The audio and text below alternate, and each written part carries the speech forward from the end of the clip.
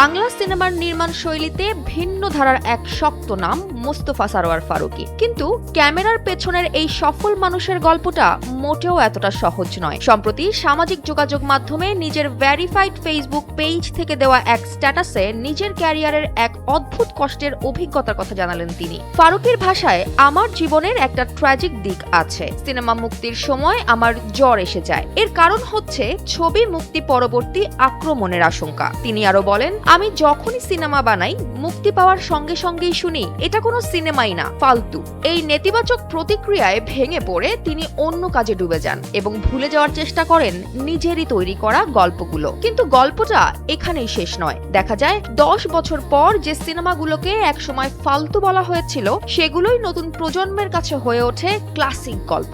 Bachelor, third person singular number, television কিংবা 420, প্রতিটি কাজের ক্ষেত্রেই তার হয়েছে একই রকম অভিজ্ঞতা। তবে এত বছর পরে পুরনো কাজ নিয়ে প্রশংসায় ভাসলেও ততদিনে ক্ষয়ে যায় নির্মাতার প্রাণশক্তি, কমে যায় উদ্যম। এই বাস্তবতা থেকেই এক প্রশ্ন ছুড়ে দেন ফারুকী। তিনি বলেন, তাহলে কি সিনেমা বানিয়ে 10 বছর বল্টে রেখে তারপর মুক্তি দেব?